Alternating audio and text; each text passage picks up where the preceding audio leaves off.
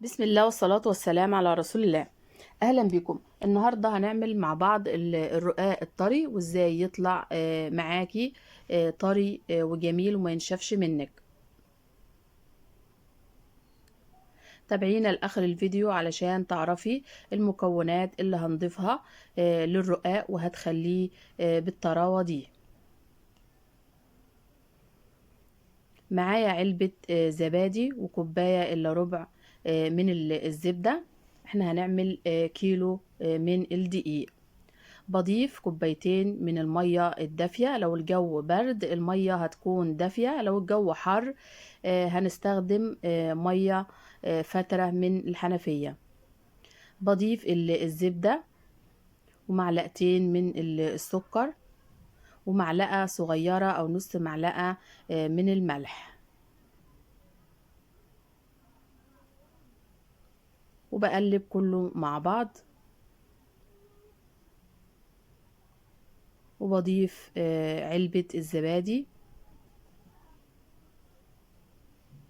طبعا الزبادي والزبدة بيدوا طراوة للرقاق، على عكس الرقاق الناشف مش بنستخدم فيه لا زبدة ولا زبادي. بنعجنه بدقيق ومية بس، ومش هنحدد مقدار معين للمية علشان كل دقيق بيختلف عن التاني في امتصاصه للسوائل، وانا مستخدمة دقيق متعدد الأغراض. بنقلب وبضيف الدقيق. طبعا الدقيق منخول قبل ما نستخدمه على طول، وبنقلب كله مع بعض لحد ما كل الدقيق يختفي تماما. ولو احتاجنا مية بنضيف مية بالتدريج لحد ما تكون معانا عجينة طرية وبتلزق في الايد، وهو ده المطلوب علشان الرقاق يكون طري معانا. بس بنعجن فيها كويس جدا لحد ما العجينة تكون طرية وجميلة وسطحها يكون أملس. وكل ما نعجن في عجينة الرقاق بيعمل معانا عرق، وهو ده اللي بيخلي الرقاق اللي معانا ناجح وطري. شايفين العجينة بتلزق، بس لسه محتاجة عجن كمان علشان يكون سطحها متساوي وجميل. بنقولها في مكان تاني علشان أعرف أعجن فيها كويس. وبنعجن كويس جدا لحد ما العجينة تكون طرية معاكي وسطحها متساوي وجميل. وعلشان نوصل للنتيجة اللي احنا محتاجينها في العجينة بنعجنها بالشكل ده، وبعدين بنسيبها ترتاح شوية، وبنغطيها علشان ما تعملش قشرة من فوق. شايفين العجينة بعد ما ارتاحت عملت عرق معانا وبقت جميلة وزي الملبن، وكأنك بتعجني فيها بقالك ساعة. بنعجن فيها مرة كمان لحد ما سطحها يكون متساوي وجميل وتختفي منها أي تعريجات كانت في العجينة.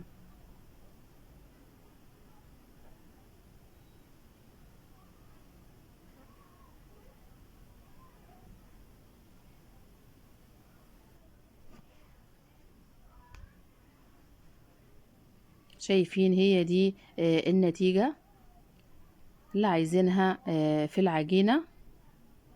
سطحها جميل والعجينة طرية وجميلة. بنقطعها على حسب الرقاقة، لو محتاجاها كبيرة أو صغيرة. ولو ايدك بتلزق في العجينة ممكن تدهنيها زيت وبتكوريها وبتسيبيها ترتاح.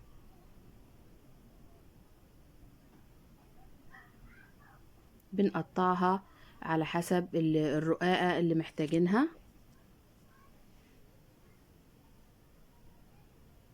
وبندهن الصينية بالزيت علشان الرقاق اللي معانا ما يلزقش في الصينية او الكور ما تلزقش في الصينية. وبندهن الكور هي كمان بالزيت علشان ما تعملش قشرة من فوق.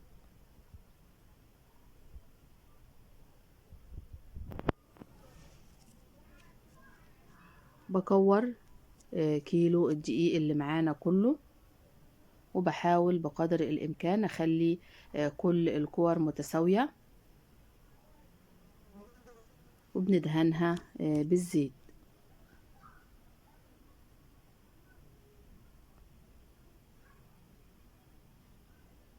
هنا كورنا العجينة اللي معانا كلها بالشكل ده، بنسيبها ترتاح شوية وبعدين بنفردها علشان تكون سهلة في الفرد.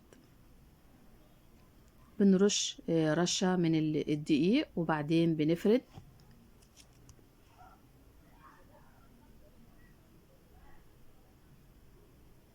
بتفردي من كل اتجاه علشان تطلع معاكي مظبوطة.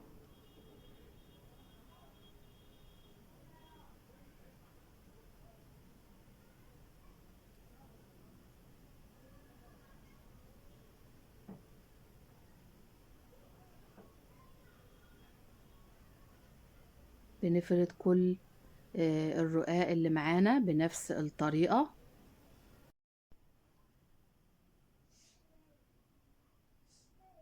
وممكن تستخدمي المردانة اللي بالشكل ده. انا بحب افرد الرقاق بالشكل ده، بيكون سهل معايا وبيتفرد بسرعة.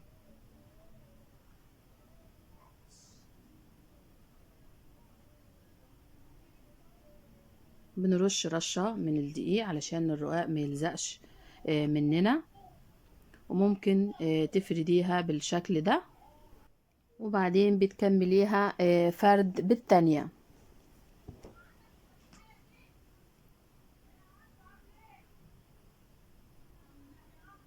بتفردي من كل الاتجاهات علشان تكون معاكي مدورة.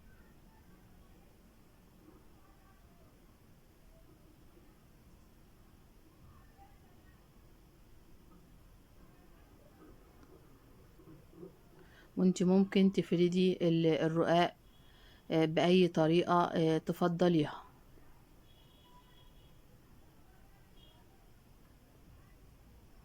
والرقاق اللي معانا النهاردة هنسويه على البوتاجاز من فوق علشان الكمية قليلة. لو هتعملي اكتر من كيلو ممكن تسويه في فرن البوتاجاز، هينجز معاك بسرعة. في كل مرة بتفردي الرقاق بترشي رشة خفيفة من الدقيق. ما تكتريش في الدقيق علشان ما ينشفش منك، فبنرش رشة خفيفة من الدقيق علشان الرقاق ما يلزقش وانتي بتفرديه. وبعد ما بخلص الفرد الرقاقة بلفها بالشكل ده علشان هنسويها على طول على البوتاجاز. بنفرد الرقاق بالشكل ده على الصينية اللي معانا، وبمجرد ما الرقاق يتشمع بنقلبه الناحية التانية، وبنفضل نقلب فيه لحد ما يستوي.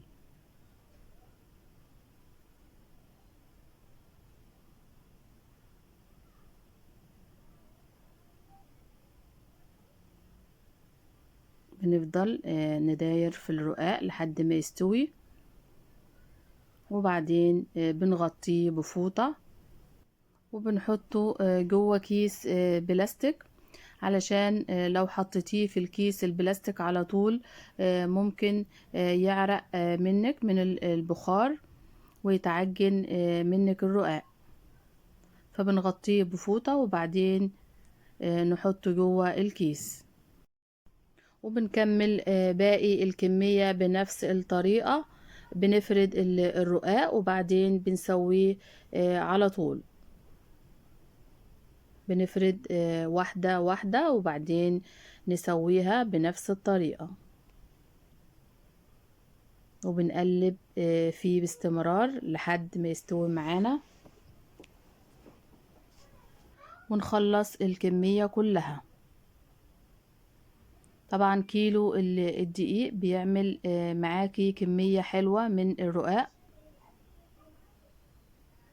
ودي الكمية كلها اللي عملناها من كيلو الدقيق. شايفين الرقاق طري جدا معانا ومستوي وجميل.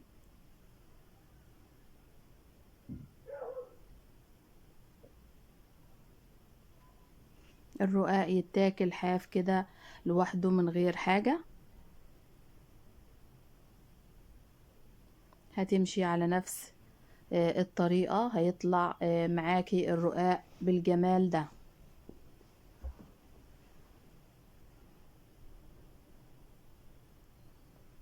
ولو حابة تحفظيه في الفريزر، ممكن بعد ما الرقاق يبرد تماما تحطيه في الأكياس وتحفظيه في الفريزر، وعند الاستخدام بتخرجيه وتسيبيه يفك براحته كأنك لسه عاملاه.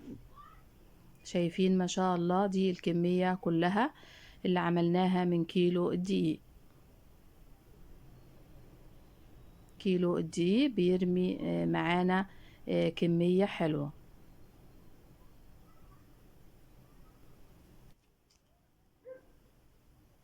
الرقاق من المخبوزات الجميلة والكل بيحبها كبير وصغير، وبنحتاجها في العيد خلاص على الأبواب. كل سنة وانتوا طيبين.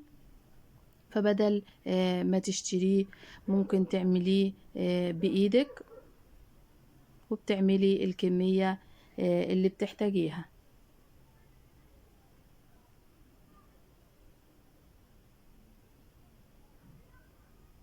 رقاق ما شاء الله طري وجميل جدا.